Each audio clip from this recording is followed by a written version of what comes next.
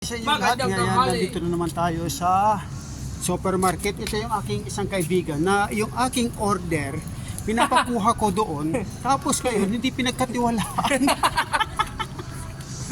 Yan o. Hindi pinagkatiwalaan siya. Ngayon, sinamahan ko na siya para makilala siya doon. Kasi importante ito yung, yung pag pinapakuha ko doon. Hindi ka kilala. Hindi daw kilala. Ngayon, ito. Makikilala ko na siya. So ngayon, Makilala kami. Dito na ako ngayon sa Dilanan. Dali mo kasi yung Ano? Bakit? Hindi pwede ka kasi dali ng resibo kasi una-una. Dali mo yun, tapos bigyan mo sa akin. Tapos ngayon. Ayan. Kasi nandito na tayo. Ayan. Kami. Ayan, dito na. Asa na kami, dito na kami sa...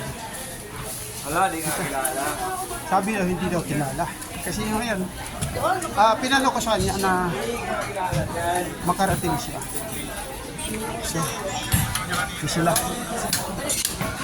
Ayan. Simula. Ayun, nandito tayo sa sa hotdogan. Ayan. Ayan, nandito yung nandito yung pinibilhan natin. So ngayon nandito yung hindi daw kilala. Sabi ko kasi resibo ko nandiyan iniwan. Ito ayaw talaga. Wala pa siya.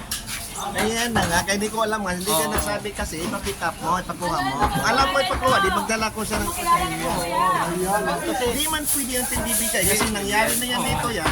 Bibigay natin sa iba, tapos ito, kukuha ka doon. Wala ka naman sinabi, nga ipakuha mo yan. Sa lazy yan eh. Ayan na nga, di ba pwede? Kaya bibigay namin yan. Hindi ka kilala kuya, anong pangalan mo? Nabigay na ako ng Di ka kilala. Hindi ka pa kilala anong pangalan mo? Kaya nga, sabi ko kasi dati, naisama ko na siya dito.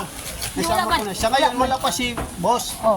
Ngayon, nagtaka yung may-ari. Kasi ang sabi ng may-ari, na hindi na niya ibibigay kasi yung resibo wala. Tsaka una, ako yung kilala dito sa binibilan. Ngayon, ito yung tindera na isa. So ngayon, hi! alam mo palang kanina, binabigay ko ng resibo pa. Kung nagsabi kayo pa ko sa driver, okay lang sana yan. Nagsabi na ng resibo.